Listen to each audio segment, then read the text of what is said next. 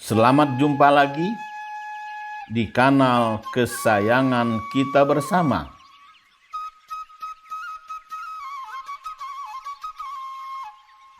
Gen Z Power.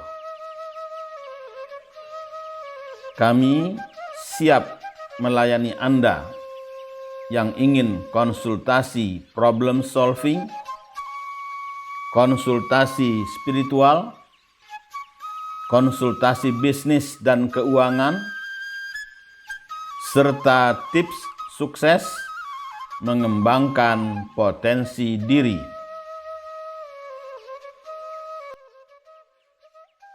Assalamualaikum warahmatullahi wabarakatuh. Salam sejahtera dan bahagia untuk sobat-sobatku yang dikasih sayangi Allah. Yuk kita ngobrol spiritual malam ini, mengisi waktu luang dan mudah-mudahan ada manfaatnya.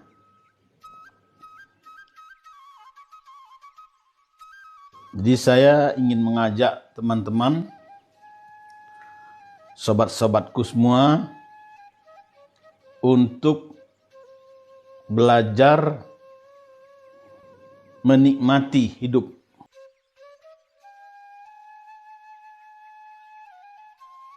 Sebab sekarang ini banyak orang mengeluh. Yang punya duit mengeluh, yang nggak punya duit ya apalagi.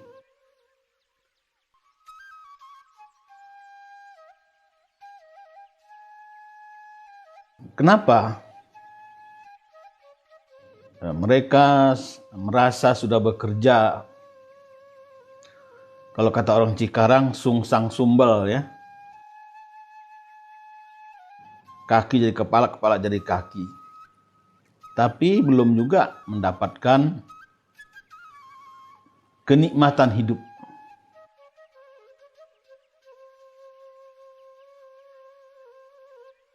Kenapa kita sulit rasanya mendapatkan kebahagiaan dan ketenangan hidup?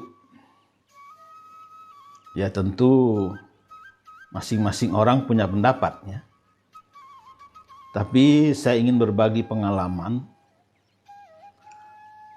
bahwa yang disebut bahagia itu adalah urusan batiniah, urusan hati, urusan spiritual. Jadi kalau selama ini kita kurang memperhatikan batin kita atau spiritual kita, maka dengan sendirinya kita tidak akan menemukan kebahagiaan. Walaupun uang banyak.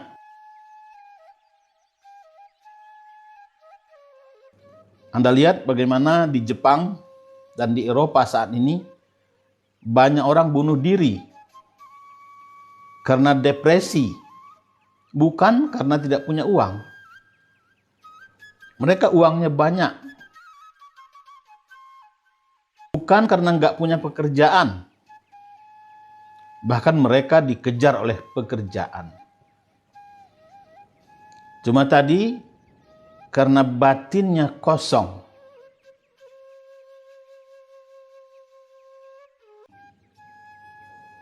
Nah, ini memang satu persoalan yang dihadapi oleh manusia modern hari ini. Nah, oleh karena itu saya ingin mengajak sobat-sobatku yang dikasih sayangi Allah untuk belajar menikmati hidup.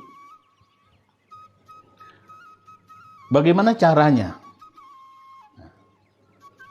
Caranya sangat sederhana. Pertama, waktu Anda minum, coba nikmati rasa minuman tadi. Apakah minum air tawar atau air bening atau minum kopi?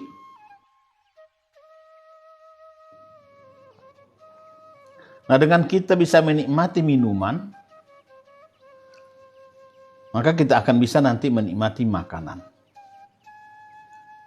Terus terang saya belajar masalah minuman ini waktu saya ada di Paris sekitar 4 tahun yang lalu. Selama ini kan kita kalau minum kopi pasti pakai gula. Sedikit atau banyak gula, nah itu relatif. Tapi waktu di Paris saya disuguhi yang disebut espresso. Saya pikir ini kopi yang paling nikmat barangkali. Segelas kecil, tapi ternyata pahitnya. Nauzubillah min dzalik. Saya hampir muntah waktu itu, ya, saking kagetnya. Saya pikir enak, katanya pahit. Nah, melihat tingkah saya itu, justru malah orang yang saya obati di sana itu ketawa besar dia. Setelah ketawa diminta maaf, maaf Abi katanya. Saya nggak tahan lihat Abi itu jadi ketawa, dia bilang. Nah, kenapa dia tertawa? Karena melihat saya minum kopi pahit tadi. Abi tahu nggak? Nah, di sini di Paris ini katanya, inilah kopi yang paling nikmat, ya. Yaitu kopi pahit tadi. Jadi dia bilang, kalau Abi bisa menikmati kopi pahit, jadi kalau bisa menikmati kopi pahit, maka akan bisa menikmati pahitnya kehidupan ini. Ya, rasa kopi memang tidak manis, tapi ternyata bisa dinikmati.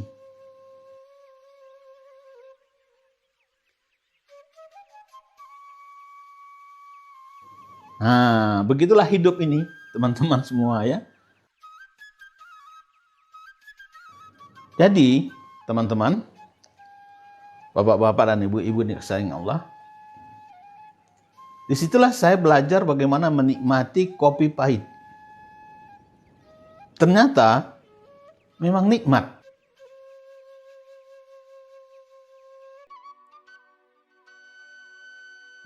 Lalu setelah itu dia bilang, nah besok saya tambah lagi ilmu Abi katanya. Sebagai tanda terima kasih saya sudah diobati dan penyakit saya sudah hampir sembuh. Besok saya ajak lagi Abi untuk menikmati makanan. Lalu dia tanya, Abi sukanya apa? Ya waktu itu memang kesukaan saya adalah makan kambing, ya, makan daging kambing. Nah, ini adalah besok saya akan belikan daging masakan kambing nomor 1 di Paris, masakan dari Yunani, dia bilang. Itu harganya mahal, bukan main. Nah, tapi untuk Abi saya akan belikan besok. Jadi singkat cerita, makan malam lah kami, keesokan malamnya bersama-sama beberapa orang, termasuk Umi juga. Jadi baru 2 suap makan, saya nggak banyak komentar, nggak berani lagi komentar saya kan. Nah, ada seorang ibu dari Indonesia juga yang ikut dalam rombongan tadi. Dia bilang, wah ini masakan kambingnya kurang garam ini. Lalu si orang Perancis tadi tertawa. Nah, untung bukan Abi yang ngomong, dia bilang. Nah, inilah dia bilang. Selama ini umumnya orang Indonesia itu kalau makan pasti yang dicari itu rasa garam, dia bilang. Makanya kalau kelebihan garam dibilang keasinan, kalau kurang garam dia bilang anyep bahasa Indonesianya itu, ya. Jadi hambar. Jadi yang dicari bukan rasa kambing, apapun yang dimakan. Makan gulai kah, makan apa, selalu ukurannya garam. Sehingga barangkali bapak-bapak nggak tahu apa rasa kambing. Nah, ini rasa kambing yang asli, dia bilang. Jadi bagaimana membuat kambing ini nikmat, tidak bau, empuk dagingnya, tapi tidak terasa garam.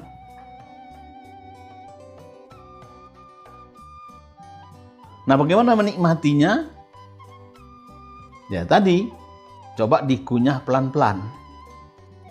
Jadi Bapak dan Ibu, barangkali Bapak pernah mendengar hadis yang mengatakan bahwa Nabi menganjurkan kita untuk mengunyah makanan 33 kali. Nah, ternyata orang Perancis mempraktekkan.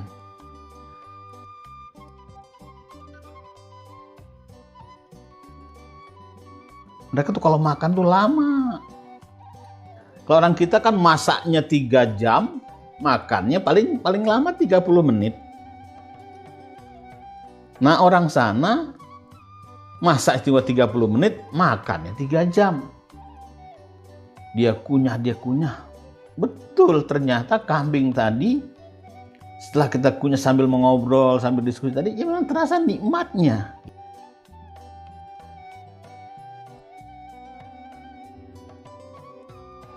Yang pertama tadi menikmati minuman, sekarang juga kita belajar menikmati makanan. Nah, setelah itu baru kita belajar menikmati hidup. Bagaimana supaya hidup ini terasa indah.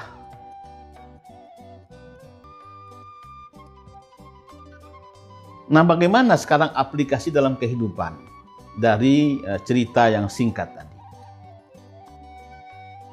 Nah, berdasarkan penelitian dan pengalaman saya, saat ini ada 3 tipe manusia dalam bekerja. Nah, mungkin Anda satu di antaranya ini.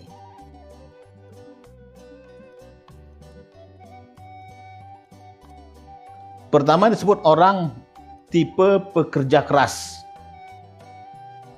Nah, ini sering didengungkan nih, kerja keras. Yang kedua adalah tipe pegawai berintelektual tinggi. Jadi ada orang karyawan, dia nggak kerja keras. Dia kerjanya santai aja. Cuma otaknya yang kerja. Intelektualnya bekerja. Nah, ada pihak yang ketiga, tidak bekerja keras, otak juga nggak dipakai.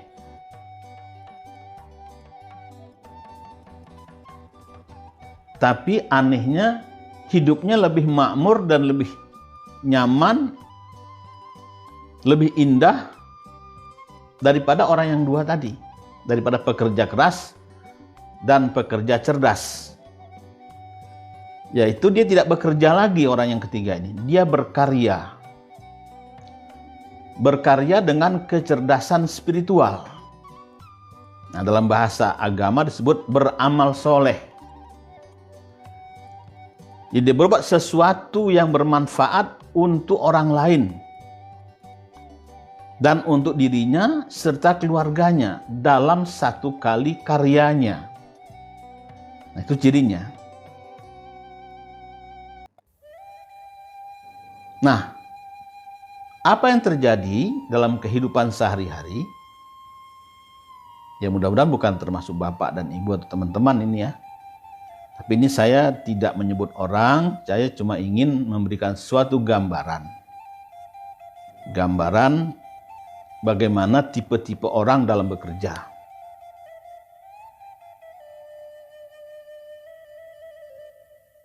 Bekerja keras, sekeras apapun dia bekerja, hasilnya berbanding lurus dengan pekerjaannya tadi. Ya maaf, kalau dia tukang kayu, ya sekeras apapun kerjanya, ya hasilnya sebatas tadi. Berapa gaji atau upah tukang kayu? Ya segitu. Atau dia tukang batu. Dan memang umumnya pekerja keras disebut tukang. Karena bekerja keras berarti menggunakan otot. Menggunakan tulang yang 4 karat. Ya, yaitu tangan, kaki. Bekerja dengan maksimal sampai lembur, ya hasilnya itulah disebut upah minimum. Nah, maaf, jangan tersinggung, tapi ini kita hanya membahas fakta yang ada. Ujung-ujungnya, pekerja keras tadi, bagaimana kalau dia sudah tua nanti? Kan tenaga kita ini ada batasnya. Wallahu alam. Mungkin kalau dia punya tabungan, ya dari tabungan tadilah. Atau kalau dia punya anak, ya mungkin dari anaknya. Tapi kalau kita lihat kondisi Indonesia hari ini, memang sulit ya. Memang hari ini Indonesia sudah tidak lagi dihantui oleh pandemi. Tapi bapak-bapak dan ibu-ibu, teman-teman, sobat-sobatku yang dikasihi Allah, saat ini sudah ada 8 perusahaan besar yang mem-PHK ribuan orang. Paling kecil kalau tidak salah itu PT Gunung Agung, 350 orang. Jadi PHK ribuan orang, PT Puma itu kalau salah 1.300 sekian dan lain-lainnya. Nah, sementara angkatan kerja tiap tahun itu bertambah.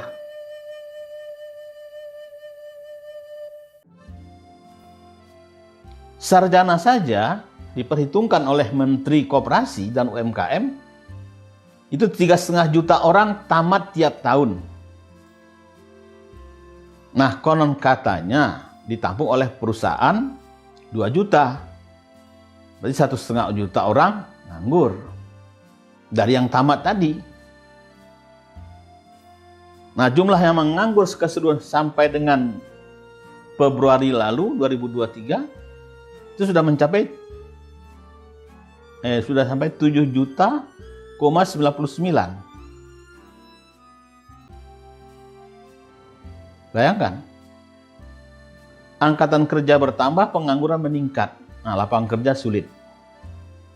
Nah, bagaimana kita bekerja keras? Nah, lalu bagaimana dengan yang pekerja cerdas? Secerdas-cerdasnya orang dalam bekerja, ujung-ujungnya pusing kepalanya. Karena ada lagi orang yang cerdas itu kadang-kadang kalah dengan orang yang culas di kantor. Itu pasti ada persaingan.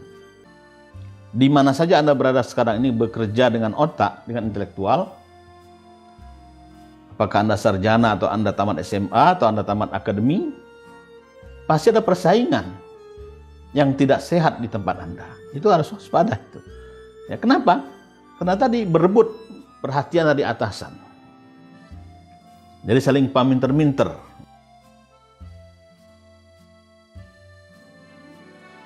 Jadi pandai-pandainya orang yang bekerja dengan otaknya lama-lama pusing.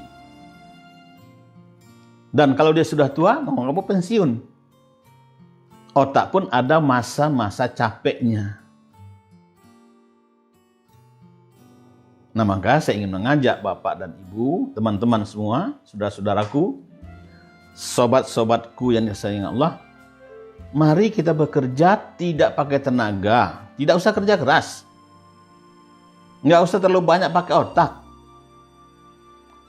tapi kita berkaryalah dengan kecerdasan spiritual.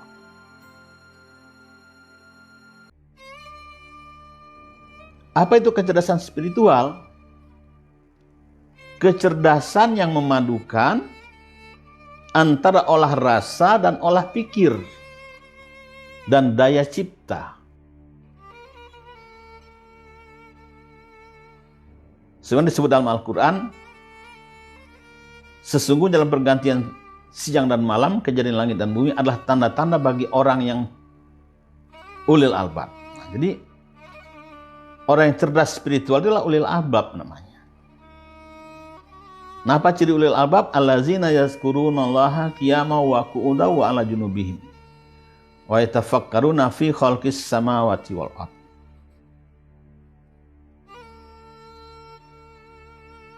Jadi orang yang cerdas secara spiritual ini cirinya dia berzikir waktu berdiri, duduk dan berbaring.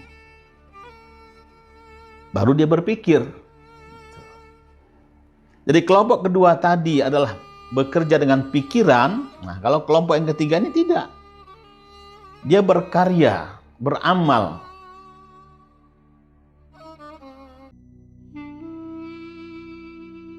Yaitu berbuat sesuatu kebaikan, apakah berupa berdagang, apakah menciptakan sesuatu.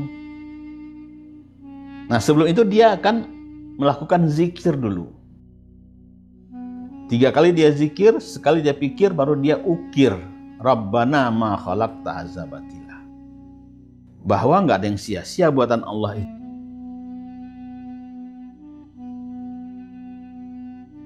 Nah, sobat-sobatku yang dikasihi Allah, di dalam diri kita ini ada potensi itu. Cuma ya tadi sayangnya tidak dilatih secara baik. Nah, inilah satu kesalahan sistem pendidikan kita. Bahwa kita hanya dilatih berpikir di sekolah. Itu pun yang kita pikirkan tidak mencipta. Kita hanya disuruh berpikir benar atau salah. Jadi dikasih pilihan. Dikasih satu pernyataan, kuda berjalan pakai kepala, benar atau salah? Salah. Makan yang baik pakai tangan kanan, benar atau salah? Benar. Itu aja. Jadi pikiran hanya untuk mencari benar dan salah. Maka ributlah kita setiap hari membenarkan atau menyalahkan orang. Ini salah satu hasil pendidikan hari ini. Yang kedua, disuruh memilih multiple choice A, B, C, D.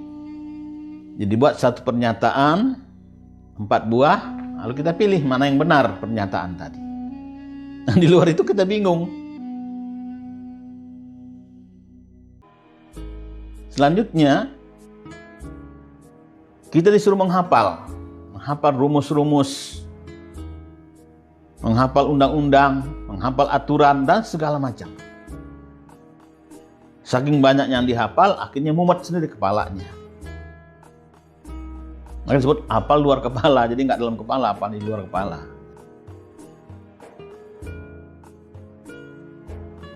Nah, sekarang coba diubah, teman-teman semua yang dikasihi Allah. Di samping tadi Anda berpikir, juga Anda harus berzikir. Nah, zikir inilah suatu alat kita untuk mengkoneksikan diri kita kepada Allah. Kenapa? Karena Allah berfirman dalam Al-Quran yang artinya,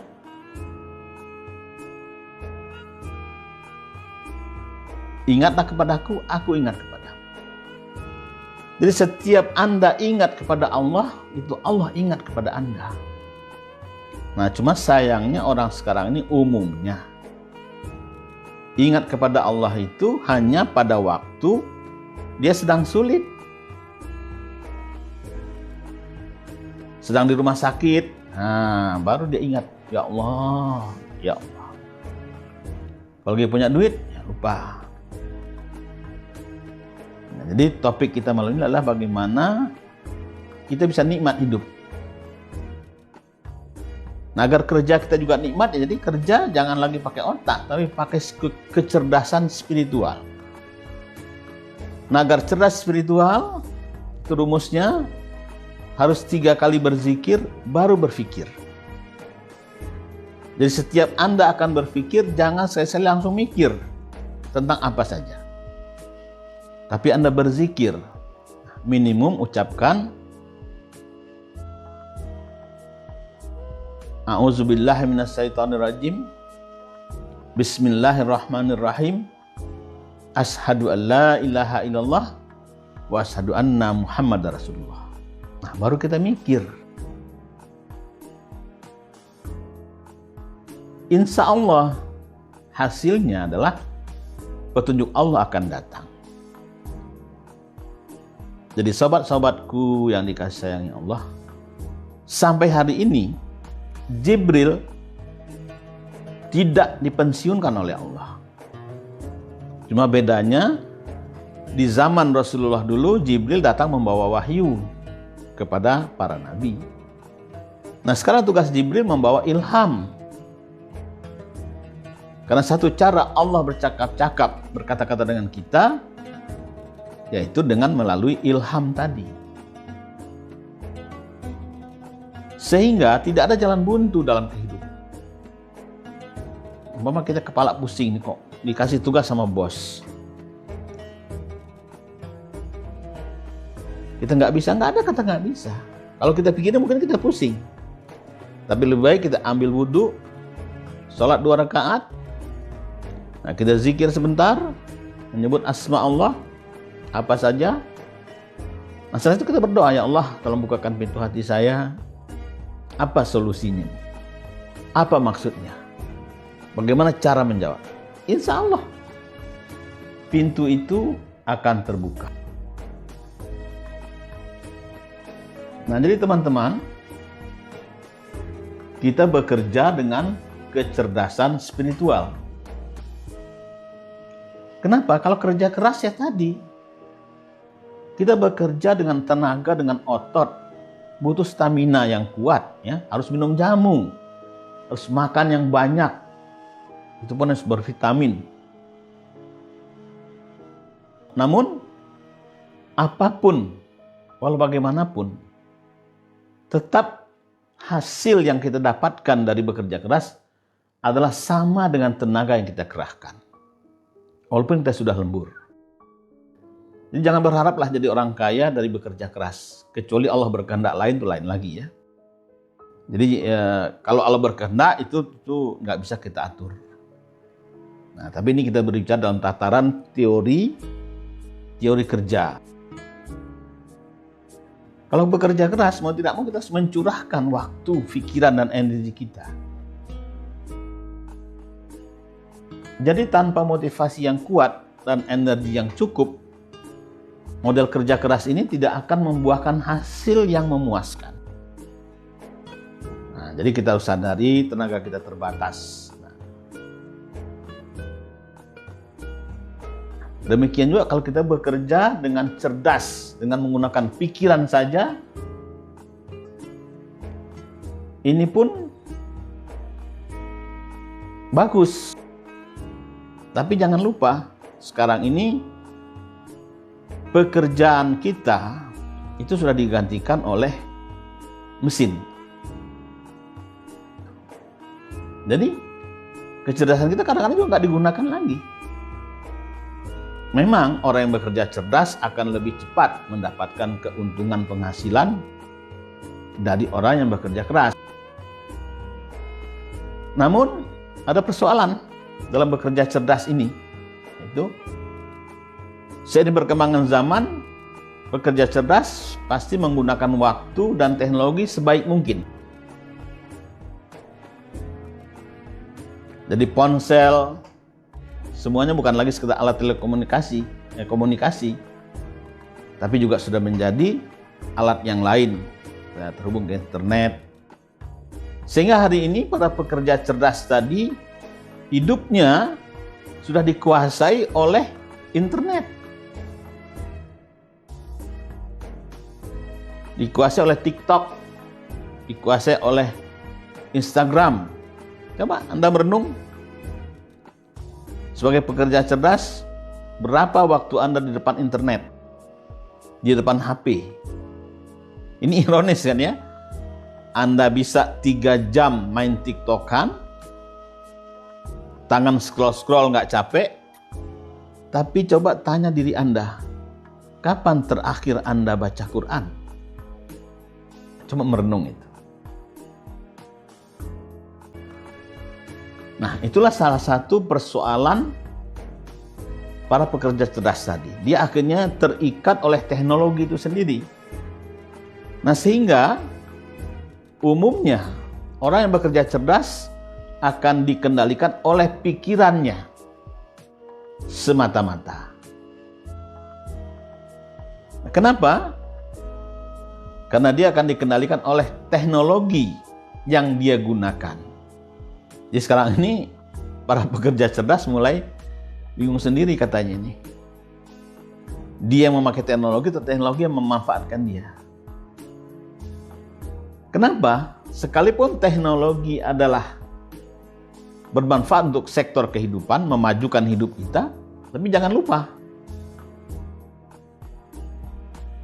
dia juga punya dampak negatif terhadap lingkungan hidup dan budaya. Cobalah perhatikan, gara-gara HP ini kan penting. HP ini kan kita bisa telepon kemana saja, kapan saja. Tapi hari ini silaturahmi kita sudah mulai renggang. Tapi jangan tersinggung ya, tapi saya hanya menganggap fakta. Dulu waktu Lebaran, orang kan nggak ada HP dulu, telepon pun jarang yang punya. Maka orang pasti saling kunjung mengunjungi, bersilaturahmi, mengucapkan minal aidin wa maaf lahir dan batin. Lalu kemudian ada telepon, mulai merakyat telepon. Orang mulai dengan telepon mengucapkan minal aidin wal faizin. Lalu berkembanglah, muncullah telepon genggam. Ada istilahnya dulu SMS. Maka perhubungan minta maaf itu hanya pakai SMS. Tapi masih ditulis nama satu persatu kepada bapak dan ibu mama itu ya. Lalu berkembang lagi ada WA. Nah kalau WA ini, dulu itu sekali pencet bisa 100 orang. Nah sekarang dibatasi 5 ya. Nah, jadi dengan WA ini satu kata yang sama saja, kata-kata klise, minta maaf lahir dan batin, 5 orang terbang. Nah sekarang makin berkembang lagi. Hanya copy paste saja, jadi hubungan antar manusia, nilai-nilai kemanusiaan sudah hilang. Jadi nggak disebut namanya siapa lagi ya. Pokoknya ujung-ujungnya semua minta maaf. Lalu begitu mereka pulang ke rumah, duduk di ruang living room, ruang keluarga, rumah 5 orang, bapak, ibu, anaknya 2, 4, masing-masing sibuk dengan HP-nya masing-masing. Nah inilah dia. Ya, ini akibat daripada kebudayaan modern tadi. Nah ini kenapa? Inilah sisi gelap daripada hidup yang semata-mata bersandar kepada materi semata-mata. Itulah ragam masalah yang muncul pada hari ini, sehingga banyak orang tidak bisa menikmati hidupnya. Nah, jadi saya mengajak teman-teman, hidup ini cuma sekali. Jadi harus dinikmati. Dari waktu ke waktu. Setiap tarikan nafas kita. Setiap pandangan mata kita. Kita nikmati dengan penuh rasa syukur. Apapun yang kita dapatkan hari ini. Dengan demikian pelan-pelan kita akan mencapai taraf level ulil albab tadi. Orang yang bekerja atau berkarya dengan kecerdasan spiritual. Nah bagaimana caranya? Sederhana tadi ya. Coba dilatih teman-teman. Sebelum berpikir apa saja akan Anda pikir, jangan berpikir. Tapi sebelum berpikir zikir dulu 3 kali. Nah apa zikirnya? A'udzubillahi minasyaitonirrajim. Bismillahirrahmanirrahim. Asyhadu an la ilaha illallah wa asyhadu anna Muhammadar Rasulullah. Nah, setelah itu baru kita berpikir. Nah, coba itu dipraktekkan. Insya Allah kalau ini bisa teman-teman praktekkan, maka Anda akan merasakan nikmatnya hidup ini setiap hari. Dan soal gaji mungkin sudah diatur. Jadi memang gaji sudah diatur, tapi penghasilan la yahtasib. Mungkin Anda berpikir dengan bekerja Anda dapat gaji, betul. Dengan bekerja Anda dapat upah, betul. Tapi gaji paling cepat itu setahun sekali naiknya, paling cepat. Apalagi kalau upah, nggak tahulah bagaimana naiknya. Ya, yang saya dengar kan yang di Cikarang ini para buruh saja itu harus demo menaikkan upah minimum. Tapi penghasilan itu bisa tidak disangka-sangka. Wa yarzuqhu min haitsu la yahtasib. Jadi Allah itu kasih penghasilan itu kadang-kadang dari tempat yang nggak disangka. Jadi gaji boleh tetap, tapi penghasilan itu bisa melebihi kalau berkarya dengan kecerdasan spiritual kita. Anda tidak usah pindah ya, kerja tempat sekarang nggak apa-apa. Nah, cuma mulailah memakai kecerdasan spiritualnya dalam bekerja. Nah, insya Allah dengan demikian hidup ini akan terasa ringan. Ya, tidak ada yang berat. Kenapa demikian? Karena Allah sudah berjanji. A'udzubillahi minasyaitonirrajim. Wa may yattaqillah yaj'al lahu makhraja wa yarzuqhu min haitsu la yahtasib. Surat At-Tolak ayat 2 dan 3. Nah, artinya kurang lebih, barang siapa bertakwa kepada Allah, maka dia akan dapat jalan keluar atas setiap masalah yang dihadapi. Nah, setelah tahu wujudnya tadi apa? Ya tadi, kalau mau mikir coba ucapkan dulu. A'udzubillahi minasyaitonirrajim. Bismillahirrahmanirrahim. Asyhadu an la ilaha illallah wa asyhadu anna Muhammadar Rasul. Artinya kita berzikir, baru berpikir. Jangan mikir baru zikir, terbalik itu. Lalu apa lagi kata Allah? Wa yarzuqhu min haitsu la yahtasib. Dan memberi dia rezeki dari tempat yang tidak disangka-sangka. Saya berharap mulai malam ini sobat-sobatku yang dikasihi sayangi Allah bisa menikmati hidup. Yaitu tadi kita beralih level. Kita naikkan level kita dari pekerja keras kepada pekerja cerdas. Dimanapun hari ini kita bekerja. Sebagai tukang, sebagai kuli kah? Apa saja pekerjaan kita hari ini. Itu kerja halal nggak apa-apa. Nah, cuma kita naikkan dengan kecerdasan. Saya pernah jadi sopir, pernah jadi kuli, tapi dengan kita naikkan level kita kepada pekerjaan dengan kecerdasan, maka kita akan ringan pekerjaan kita. Jadi di mana saja kita bekerja hari ini, selama itu halal, lakukan. Nah, cuma naikkan levelnya kepada tingkat bekerja dengan kecerdasan spiritual. Artinya apa? Anda mulai belajar mengolah rasa. Mulai belajar mensyukuri makanan yang didapat. Belajar menikmati minuman yang diminum. Menikmati tidur, menikmati makan, menikmati waktu istirahat. Itu semua nikmati.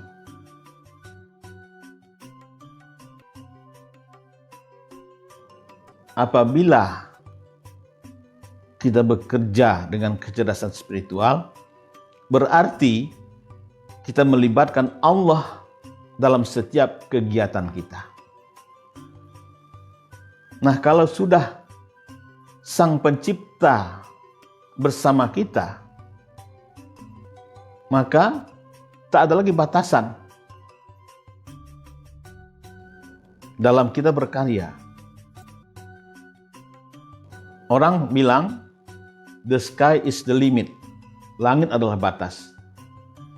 Tapi dengan adanya Allah di sisi kita, bahkan langit pun bukan batasan. Maka kita bisa bekerja, berkarya, berkreasi, berinovasi, melampaui batasan kemampuan tubuh, pikiran, dan jiwa kita. Nah, sobat-sobatku yang dikasihi Allah, selamat berkarya, selamat menikmati hidup.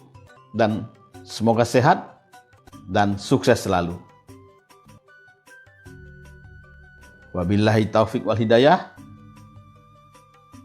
Wassalamualaikum warahmatullahi wabarakatuh.